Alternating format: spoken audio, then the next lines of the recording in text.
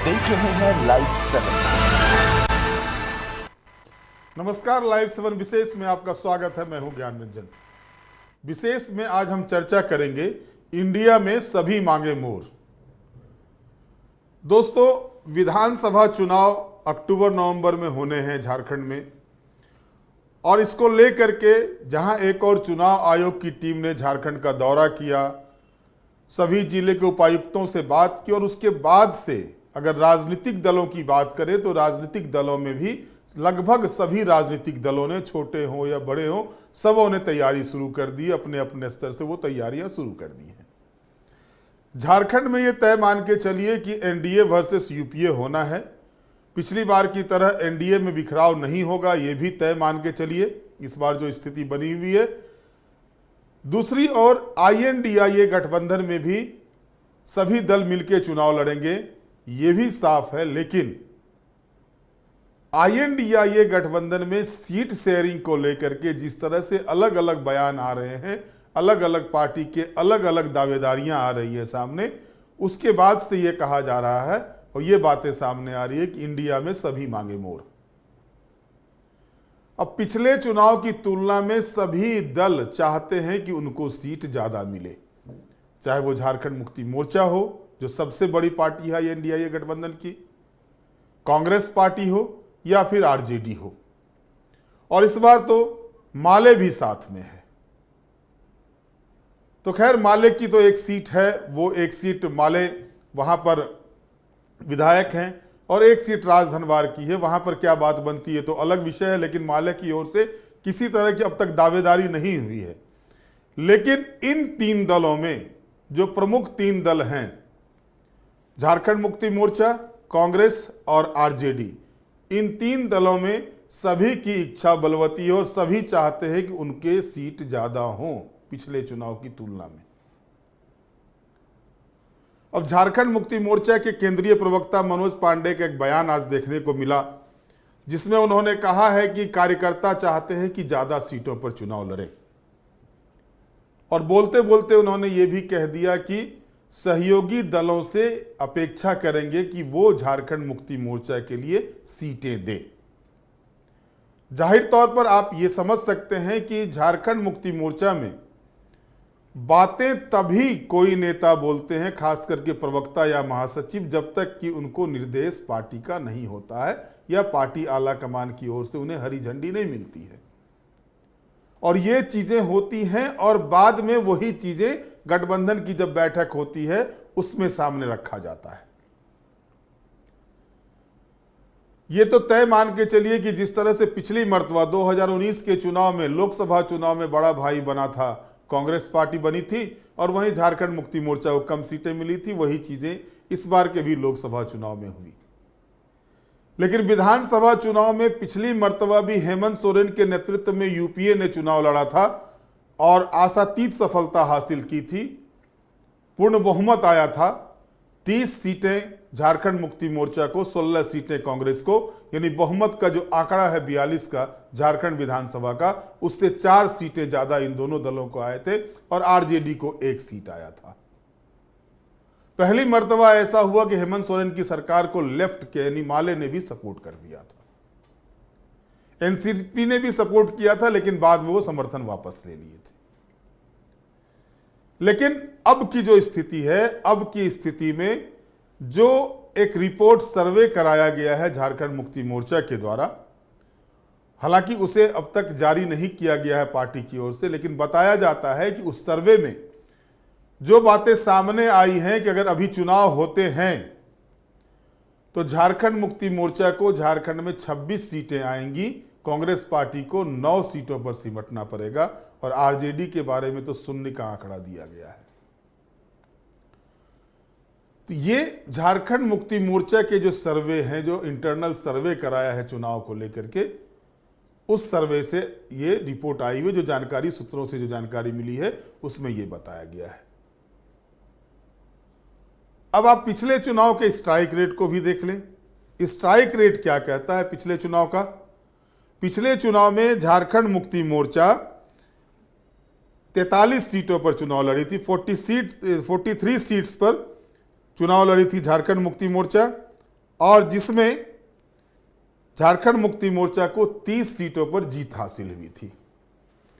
यानी अगर आप उसके स्ट्राइक रेट को देखेंगे तो स्ट्राइक रेट बहुत ही अच्छा, लगभग 70% का स्ट्राइक रेट झारखंड मुक्ति मोर्चा का था पिछले विधानसभा के चुनाव में। 69.76% का स्ट्राइक रेट, 70% का स्ट्राइक रेट था। वहीं कांग्रेस पार्टी की अगर आप बात करेंगे तो कांग्रेस पार्टी 31 सीटों पर चुनाव लड़ी थी और 16 विधानसभा की सीट वो जीत पाई थी। अगर इनके स्ट्राइक रेट को देखेंगे तो ये विनिंग स्ट्राइक रेट इनका होता है 51.61%, यानी लगभग 52%। और वहीं आरजेडी को अगर आप देखते हैं तो आरजेडी को गठबंधन के तहत पिछले चुनाव में 7 सीटें मिली थी और जीत सिर्फ 1 सीट पर हुई थी और उसका विनिंग स्ट्राइक रेट जो था वो 14.28% यानी 14.28% उसका विनिंग स्ट्राइक रेट था, काफी नीचे था। लेकिन झारखंड मुक्ति मोर्चा जो हाइक ली थी, उस हाइक में अगर योगदान कहेंगे आप तो उसमें योगदान सीधे तौर पर हेमंत सोरेन को जा रहा था, हेमंत सोरेन की रणनीति को जा रहा था। पिछले विधानसभा चुनाव में अगर पूरी तरह से कहा जाए यूपीए की जीत हुई थी तो वो हेमंत सोरेन की रणनीति की जीत हुई थी और उस रणनीति के आगे भाजपा की रणनीति काम नहीं कर पाई थी, रघुवर की रणनीति काम नहीं कर पाई थी। और इस बार भी ये तय मान के चलिए कि विधानसभा के जो चुनाव होने जा रहे हैं उस चुनाव में रणनीति तो रहेगी हेमंत सोरेन की ही। हेमंत सोरेन एक बार फिर नेतृत्व, उन्हीं के नेतृत्व में महागठबंधन या इंडिया गठबंधन कहे वो चुनाव लड़ने जा रहा है। और इस चुनाव में अब जो सीटों को लेकर के लगातार चल रहा है कि हमको इतना सीट चाहिए, हमको इतना सीट चाहिए, कांग्रेस पार्टी ने भी कहा 31 से बढ़ाकर 33 सीटों की मांग कर रहा है और कांग्रेस पार्टी इसके लिए लॉजिक ये दे रही है कि भाई 2 विधायक जो एक झारखंड विकास मोर्चा से प्रदीप यादव आए हुए हैं, भाजपा से जेपी पटेल आए हुए हैं, इन दोनों की सीट कांग्रेस पार्टी को चाहिए। यानी 31 से बढ़ा के वो 33 सीट की डिमांड कर रहे हैं। तो एक हद तक अगर आप कहें तो ये मांगे उस तरह की नहीं है कि इसको इग्नोर किया जा सकता है। लेकिन सवाल ये उठते हैं कि 31 सीटों में से जो आप 16 सीटें जीते, 15 सीटें हारे, उस सीटों की स्थिति क्या है पिछले चुनाव की तुलना में, अभी उसका ग्राउंड रिपोर्ट क्या कहता है, उस जगह पर कांग्रेस पार्टी अभी के समय में, अभी के राजनीतिक परिदृश्य में अपने आप को कितना मजबूत कर पाई है, इसका भी आकलन होगा। दावेदारी भले ही राजनीतिक दलों के द्वारा जो INDIA गठबंधन में शामिल है वो कर रहे हो, 7 सीट वाली आरजेडी जिसको 7 सीट मिला था, 1 सीट जीते तो वो 22 सीटों का मांग कर रहा है। झारखंड मुक्ति मोर्चा 43 से ज्यादा सीटें चाह रहा है, कांग्रेस भी ज्यादा सीटें चाह रही, भैया 81 ही विधानसभा की सीटें हैं। लेकिन यह तय मान के चलिए कि अभी दावेदारियां हो, लेकिन जो जानकारी आ रही है कि विधानसभा चुनाव को लेकर के हेमंत सोरेन पहले प्रदेश के नेताओं के साथ बैठेंगे और प्रदेश के नेताओं के साथ सभी गठबंधन दल के प्रदेश के जो नेता हैं उनके साथ बैठेंगे और उस बैठक के बाद हेमंत सोरेन दिल्ली में जाकर के कांग्रेस आला कमान के समक्ष, राजद के नेता रहेंगे वहां पर, उनके साथ बैठ करके पूरा सीट शेयरिंग का फॉर्मूला तय करेंगे। और 15 अगस्त के बाद जो जानकारी मिल रही है, 15 अगस्त के बाद ये चीजें क्लियर हो जाएगी कि झारखंड में INDIA गठबंधन के तहत कौन कितनी सीटों पर चुनाव लड़ने जा रहा है। क्योंकि इस बार जो जानकारी प्राप्त हो रही है कि सीट शेयरिंग और टिकट बंटवारे दोनों में INDIA गठबंधन देरी नहीं करेगी, कैंडिडेट को उतारने में देरी नहीं करेगी। कारण इसके पीछे यह होता है कि यह भी आकलन किया गया लोकसभा चुनाव की समीक्षा के दौरान कि टिकट बांटने में देरी के कारण से कुछ सीटें में और अच्छा परफॉर्मेंस INDIA गठबंधन का हो सकता था, लेकिन विलंब से कैंडिडेट को टिकट मिलने के कारण वो सीटें उस जगह पर जो है सो हारनी पड़ी INDI गठबंधन को। उसमें रांची की सीट के बारे में भी विश्लेषण में बातें सामने आई, धनबाद के सीट के बारे में विश्लेषण में सामने आई, गोड्डा सीट के बारे में विश्लेषण में भी सामने आई। गोड्डा में और अच्छा हो सकता था, जो पहले निर्णय लिया गया था अगर उस पर कायम रहते तो और अच्छा हो सकता था, कांग्रेस पार्टी कायम रहती तो आगे इस तरह के दृश्य नहीं उपस्थित हों, इसको लेकर के जो है सो ये कार्यक्रम ये किए जाएंगे और इस पर आगे बातें की जाएंगी, आगे बातें होंगी।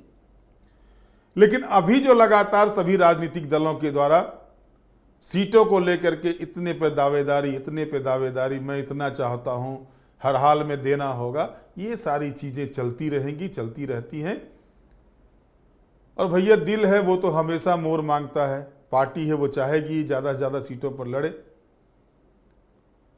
अब स्थिति आप देख लीजिए, कांग्रेस पार्टी का आकलन करेंगे आप, झारखंड मुक्ति मोर्चा का आकलन करेंगे तो कांग्रेस पार्टी इससे पहले सबसे ज़्यादा 14 सीटें लाई थी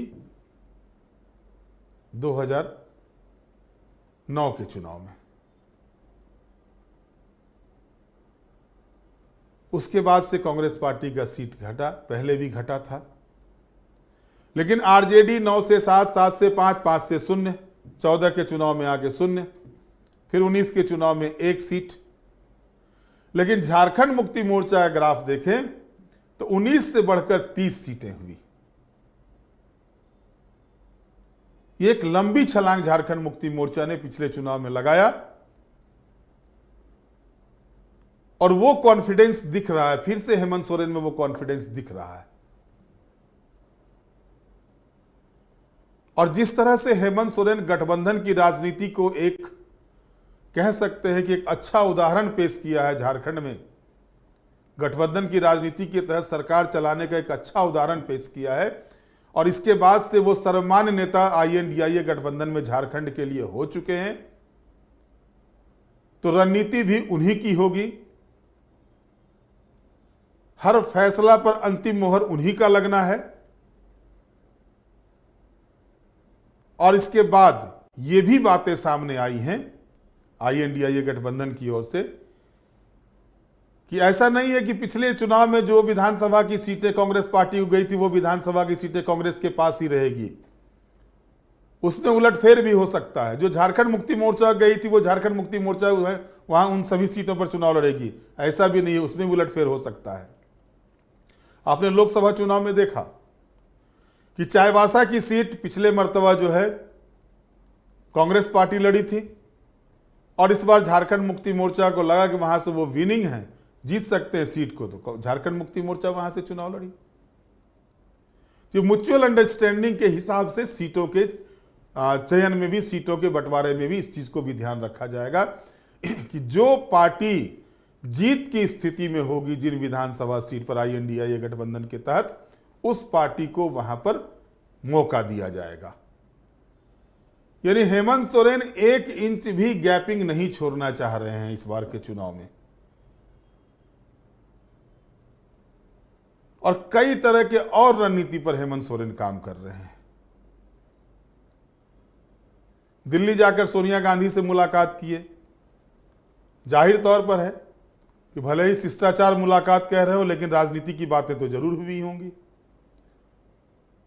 और राजनीति की बातें जो जानकारी आई मेरे पास, उस जानकारी में यह है कि विधानसभा चुनाव को लेकर के फ्री हैंड सोनिया गांधी ने हेमंत सोरेन को दिया है गठबंधन के तहत। वो फ्री होकर के पूरे चुनाव को अपने रणनीति के हिसाब से तैयार, अपने हिसाब से रणनीति को तैयार करें और उस हिसाब से वो चुनाव के लिए काम करें।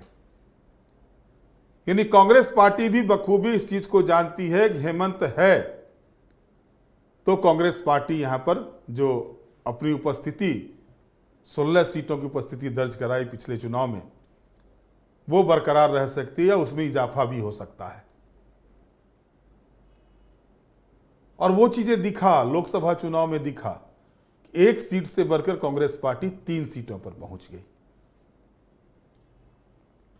और 1 सीट से बढ़कर झारखंड मुक्ति मोर्चा, माफ कीजिएगा, 1 सीट से बढ़कर कांग्रेस पार्टी 2 सीटों पर पहुंच गई और 1 सीट से बढ़कर झारखंड मुक्ति मोर्चा 3 सीटों पर पहुंच गया।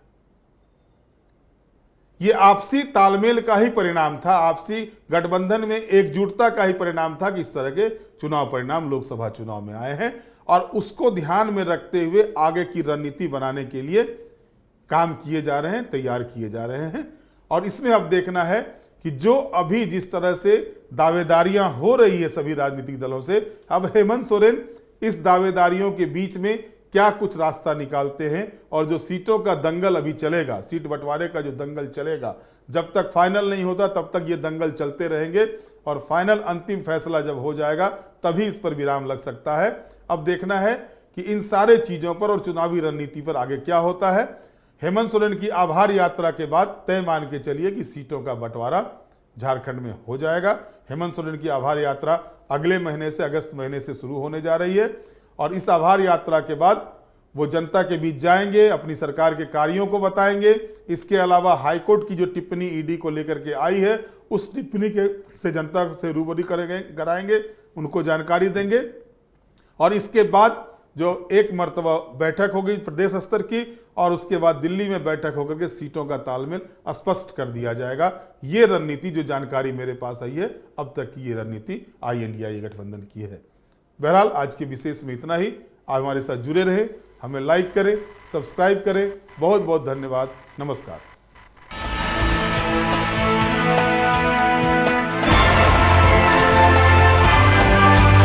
आप देख रहे हैं लाइव 7।